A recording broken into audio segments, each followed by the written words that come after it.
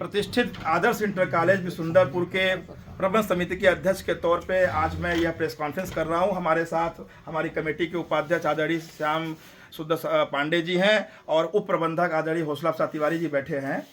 हम सब लोग आज आपके माध्यम से जनपद वासियों को अवगत कराना चाहते हैं कि आदर्श इंटरमीडिएट कॉलेज बिशुंदरपुर के पूर्व प्रधानाचार्य श्री जयप्रकाश सरोज के द्वारा जो भ्रष्टाचार और गबन किया गया था, उस क्रम में उनको हम लोगों ने पिछले वर्ष अप्रैल माह में निलंबित कर दिया था। निलंबित करने के बाद वो उच्च न्यायालय गए। माननीय उच्च न्यायालय ने 4 महीने के अंदर इसका पटाक्षेप करने के लिए कहा था डीआईएस को। डीआईएस की जांच में भी जो हमने आरोप लगाए थे वो सत्य प्रतीत हुआ और डीआईएस ने भी माना कि यह आरोप सत्य है।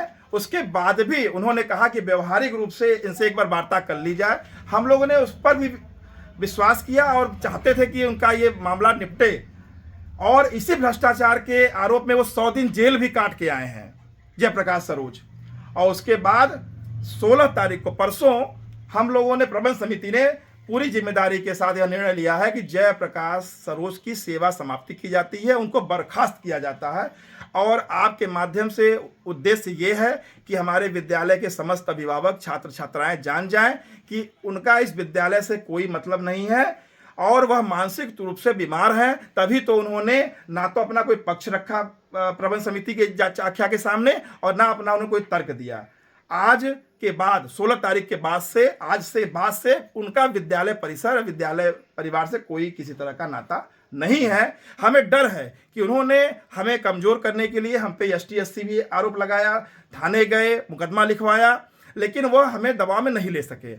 मैं आपके माध्यम से अपना एक डर बताना चाहता हूं कि मुझे ऐसा लगता है कि वह कोई अप्रिय घटना कर सकते हैं जिससे विद्यालय या विद्यालय परिवार का कोई भी लेना देना नहीं। 83 लाख रुपए का आरोप लगाया है आपने, किस तरीके का घोटाला है, कहाँ गया वो रुपए, आपको क्या लगता है? देखिए, 2018 में से हम प्रबंध समिति के अध्यक्ष हैं। उससे पहले 2016 में ये विद्यालय में ज्वाइन किए और इन्होंने बिना प्रबंधक की अनुमति के इन्होंने PTA का, जिसको हिंदी में कहते हैं अभिभावक संघ, का गठन किया और समस्त छात्रों से पैसों की वसूली की। 8 साल में यह पैसा लगभग 44 लाख के लगभग पहुंचा, जो हमारी जांच में मिला। उसके बाद विद्यालय परिसर में साखू, सागौन, शीशम के पेड़ थे, उसको कटवा के इन्होंने व्यक्तिगत लाभ लिया। तीसरा, सांसद विधायक निधि से कुछ पैसे मिले थे जिसमें इन्होंने पुराने ईंटों का इस्तेमाल किया। इस तरह के सारे आरोपों को पाने के बाद और छात्र जो निधि थी उससे भी इन्होंने व्यक्तिगत लाभ लेते हुए टोटल आरोप जो है वो लगभग हमने 88 कहा था, लेकिन डीआईएस साहब ने इसको 83 लाख कुछ हजार रुपए 29,000 रुपए के लगभग माना है। आपने जैसा हमने जांच की तो उन्होंने हमारी कमेटी पे हैं, उसके कुछ रिश्तेदार यहाँ शिक्षा विभाग में उच्च पद पे थे जो रिटायर हो चुके हैं, इसलिए पूरी साठगांठ है। और मैं इस डर को बेवजह नहीं कह रहा, इसका बेबुनियाद नहीं है, इसकी बुनियाद है। हमले में जब प्रबंध समिति में आए तो विद्यालय में 460 के लगभग बच्चे थे। आज की तारीख में 3,500 से ज्यादा बच्चे हैं उस विद्यालय में, आप जाके पता कर सकते हैं। कितने लोगों के ऊपर मुकदमा दर्ज हुआ है? 6 लोगों में मुकदमा दर्ज है। मुकदमा किस तरह का मुकदमा? SC/ST का। ST/ST में उन्होंने 6 लोगों का नाम दर्ज किया है, 6 लोगों का किया है, लेकिन अभी तक कोई उस पर फैसला नहीं। समिति में कितने लोग हैं? समिति में 12 लोग हैं। मैं प्रबंध समिति का अध्यक्ष हूँ, उप प्रबंधक है, उपाध्यक्ष है, कोषाध्यक्ष है, सदस्यगण है, पूरा कोरम है। वो ऐसा नहीं है कि उनसे कोई निजी दुश्मनी है। बाकी 6 का क्यों नहीं किया, आपको क्या लग रहा है?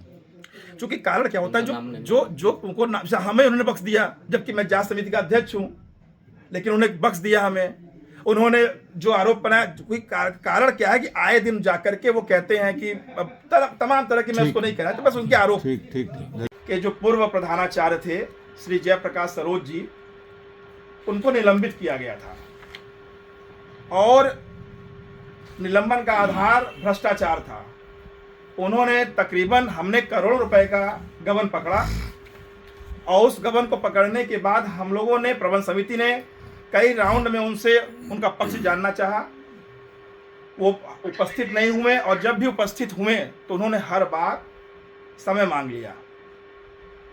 थक हार करके हम लोगों ने, प्रबंध समिति ने अपनी एक जांच कमेटी बनाई 5 सदस्यीय, जिसमें विद्यालय के प्रबंधन समिति के लोग थे और 2 सदस्य विद्यालय के अध्यापक भी थे। उन 5 सदस्यों ने जांच उपरांत पाया कि नहीं, गबन हुआ है, जो आरोप है वो सत्य है। हम लोगों ने उन्हें 2023 फरवरी में उन्हें निलंबित किया, अप्रैल 2023 में। उसका हम दे देंगे आधार आपको, वो फोटो उसमें है। अब निलंबित किया, निलंबित होने के बाद वो हाई कोर्ट गए। हाई कोर्ट में जाने के बाद उन्होंने एक आदेश लाया जिसमें डीआईएस को मार्किंग वो आदेश था कि उस आदेश के तहत एक अनुशासनात्मक कार्रवाई, डिसिप्लिनरी ऑर्डर हुआ कि 4 महीने के अंदर इस संदर्भ को समाप्त किया जाए। डीआईएस साहब भी उसकी जांच किए और उन्होंने भी 88 लाख समथिंग हजार रुपए का आरोप उन पे, 83 लाख समथिंग हजार रुपए का आरोप उन पे पाया। उन्होंने हमारे रिपोर्ट को ही आधार माना और उन्होंने अपनी जांच करा के उसको ही सत्य मान लिया। सत्य मानने के बाद भी उन्होंने कहा कि प्रबंध समिति अपनी अग्रिम कार्रवाई करे। हमने फिर जयप्रकाश सरोज को अवसर दिया कि आप अगर चाहें तो आप इस गमन को समाप्त, इसको आप देख लें कैसे क्या होगा। बार बार उन्हें अवसर देने के बाद वो किसी भी अवसर पे उपस्थित नहीं, कभी बीमारी का बहाना कर लें। और इसी बीच में वो लगभग 100 दिन से ज्यादा जेल भी हो आए इसी भ्रष्टाचार के आरोप में। तो जब कोई सरकारी कर्मचारी आचरण नियमावली के तहत अगर जेल जाता है तो उसको निलंबित तो किया ही जाता है, और हम निलंबित पहले ही कर रखे थे, लेकिन फिर भी वो विद्यालय आते थे। उन्होंने इसी को आधार बना करके प्रबंध समिति के प्रबंधक, पूर्व प्रबंधक और अन्य उनके रिश्तेदारों पे ST/ST लगाने का भी काम किया। वो चाहते थे कि ST/ST लग जाएगा तो प्रबंध समिति दबाव में आएगी। प्रबंध समिति का अध्यक्ष मैं हूं।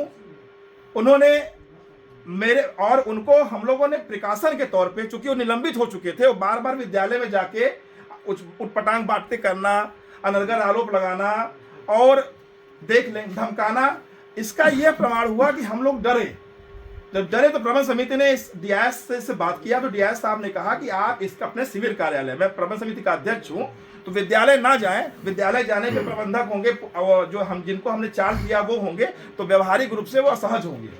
तो उन्हें यहाँ हमारे इस कैंप कार्यालय जहां मैं आज पत्रवार्ता कर रहा हूं, यहाँ पे उनको अटैच किया गया। लेकिन दुर्भाग्य रहा मेरा या उनका कि उन्होंने एक दिन भी यहाँ पे अपना योगदान नहीं दिया, स्वयं चार्ज लेने भी नहीं आए। मैं समय समय पे पत्राचार के माध्यम से डीआईएस को अवगत कराता रहा। डीआईएस साहब भी थक गए, व्यवहारिक भी और लिखापढ़ी में भी।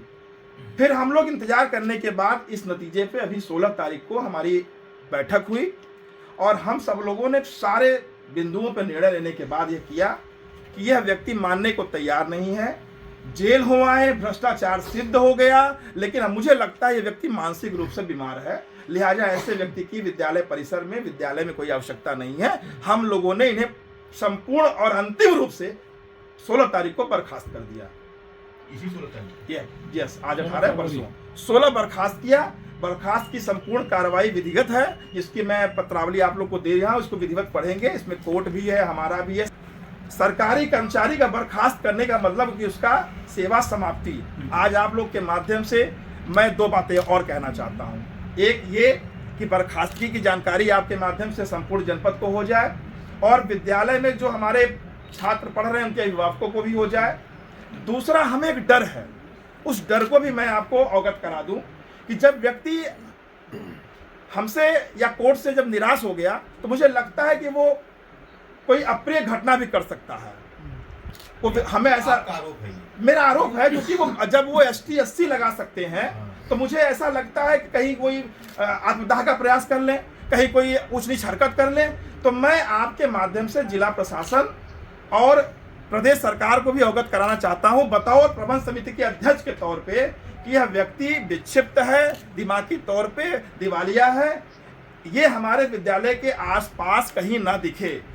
चूंकि मैंने बर्खास्त कर दिया है, हमने कल के डेट में ही हमने रजिस्ट्री भी कर दी है और मैं साहब से व्यक्तिगत तौर पे मिल करके, चूंकि सैटरडे और संडे पुलिस पर दिया है।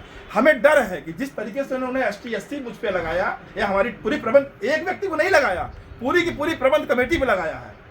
मतलब हमारी प्रबंधक, हमारी बहन श्रीमती संध्या द्विवेदी है, महिला है, उन्होंने उसकी भी गरिमा नहीं रखी, उसको भी ST/ST में शामिल किया है। तो ST/ST जिनके लिए बनाया गया था वो ये था कि कम से कम ऐसे व्यक्तियों से उन्हें मतलब सामंती सोच से उनको सुरक्षा मिले। लेकिन आज एसटी एससी का जिस तरह से दुरुपयोग हो रहा है उसकी हम सब लोग भुक्तभोगी हैं कि आपके माध्यम से ये चीज़ें कम से कम जनपद वासियों को जाए।